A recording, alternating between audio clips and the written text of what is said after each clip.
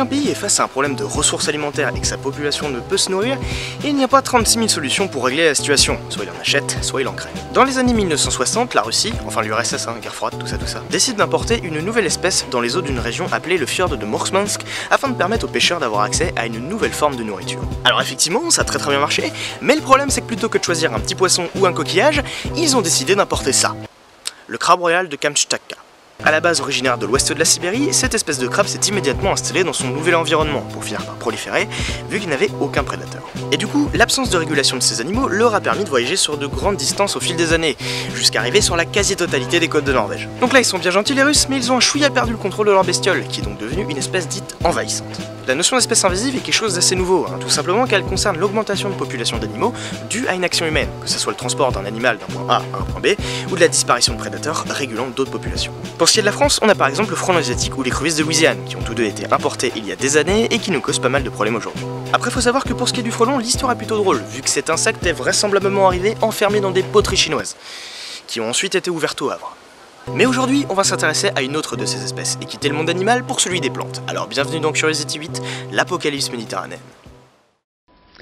Les fonds marins étouffés par la fameuse algue tueuse, la Colerpa taxifolia. Colerpa taxifolia, un nom bien savant pour une algue qui est en train d'envahir la Méditerranée et au-delà. Le gros problème, on l'a depuis une dizaine d'années. Au début, ça allait parce que c'était pas toute la côte n'était pas encore envahie. Cette année, ils en ont trouvé 10 fois plus que l'an dernier. C'est que l'algue pullule autour de l'île et elle arrive accrochée sur les ancres des bateaux. On aurait dû l'éradiquer dans les années 90, comme on l'avait souhaité. Et maintenant, disons, il y a plus de 13 000 hectares concernés. Et encore, c'est peut-être que le sommet de l'iceberg.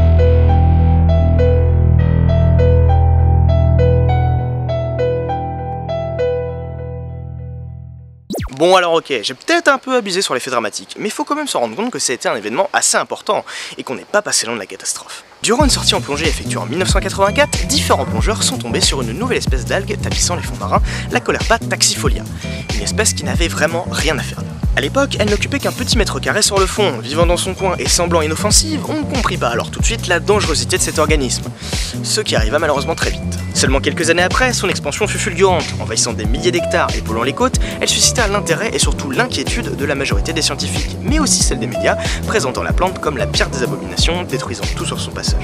Alors effectivement, ça a été une vraie calamité, mais je ne vous apprends rien si je vous dis que la Méditerranée existe encore aujourd'hui. Donc pour bien comprendre la totalité de ce qui s'est passé, on va recadrer le contexte. A la base, cette plante est originaire de mers très chaudes, Australie, côte africaine, Amérique centrale, et de ce fait en trouver en Méditerranée est extrêmement bizarre, mais bon, ça on y reviendra tout à l'heure. Le vrai problème avec cette algue, c'est sa toxicité, et sa capacité à détruire des écosystèmes entiers.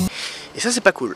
La Colerpa taxifolia a en effet la fâcheuse tendance à rentrer en compétition avec ses autres congénères. Les privant de nourriture et de lumière, celles-ci dépérissent, formant alors des herbiers uniquement composés de colerpe. Du coup on se retrouve avec ce genre de truc alors qu'à la base on avait droit à ça.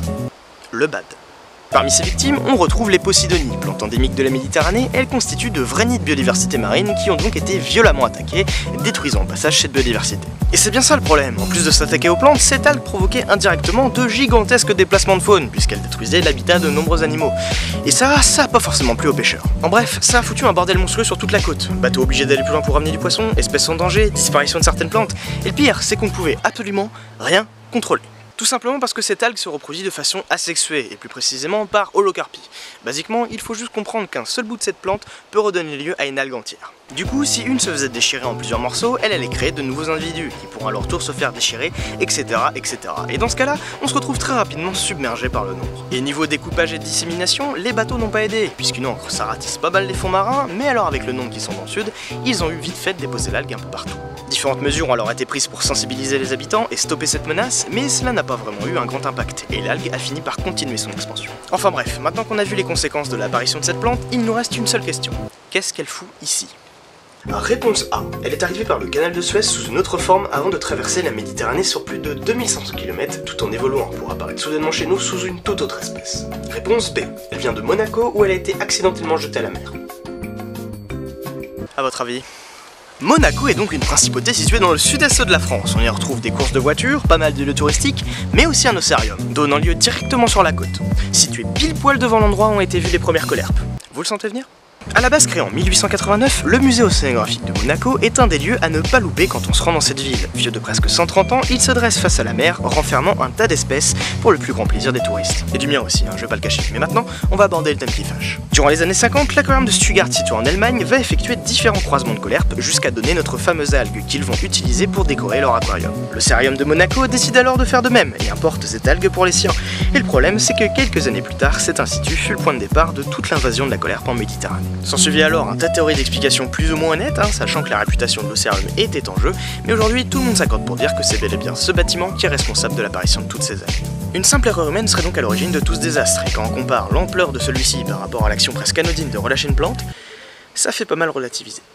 Je n'ai aucune envie de dresser un blâme sur ce musée, malgré son erreur, il reste une institution respectable, mais il faut quand même réaliser que celle-ci a pris des proportions gigantesques qui ont créé une avalanche de problèmes maintenant résolus. En 2004, cette algue était présente sur une surface de 15 000 hectares. Aujourd'hui, 80% a disparu sans que personne n'y trouve d'explication claire, la théorie la plus probable étant qu'elle aurait subi une dégénérescence génétique. Parce que oui, ce qui est assez vertigineux à réaliser, c'est que c'est la même algue depuis le début, qui s'est découpée et qui est repoussée, de Monaco jusqu'en Espagne. Donc c'est vrai que ça fait peut-être un peu beaucoup pour une seule plante. Que ce soit pour le crabe royal ou la colerpe, il en ressort malheureusement toujours le même constat. On ne sait pas contrôler la nature et on peut être vite dépassé. Et ça pose de vraies questions quant au pouvoir que nous avons sur notre environnement et de la dangerosité que cela représente pour les écosystèmes quand on perd totalement le contrôle, ce qui arrive 9 fois sur 10. Pour ce qui est de la Méditerranée, elle a été littéralement sauvée par des forces naturelles qui nous ont bien prouvé que nous avions un bien plus grand potentiel à faire des erreurs plutôt qu'à les réparer. Et de ça, on peut se demander une seule chose, serons-nous aussi chanceux la prochaine fois ? Merci d'avoir regardé cette vidéo jusqu'au bout, j'espère qu'elle vous a plu. Si c'est le cas, comme d'habitude, n'hésitez pas à l'exprimer à travers un like, un commentaire, un abonnement, etc. etc. Premier tournage en extérieur avec son lot d'avantages et d'inconvénients. Effectivement, ça a été une vraie calamité, mais je ne...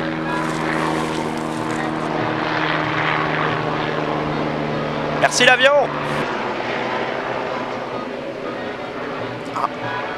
Globalement, ça a été une expérience assez cool, que ce soit de tourner dans un cadre pareil ou de faire des plans sous l'eau ou de faire des plans en caméra embarquée.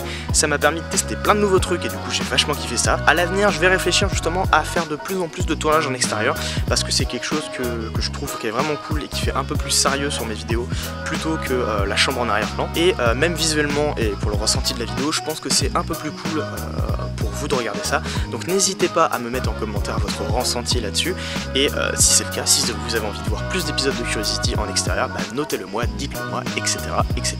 Pour ce qui est des prochaines vidéos, le rythme va diminuer un petit peu, ne vous inquiétez pas, il y aura toujours au moins un Curiosity par mois, mais il y aura moins de petites vidéos, que ce soit type Curiosity ou sur d'autres chaînes, puisque la rentrée arrive, je vais avoir du travail à l'université, et que du coup j'aurai moins de temps pour taffer sur YouTube, et du coup voilà, on n'aura pas un rythme aussi effréné que il y avait par exemple en juin ou en mai.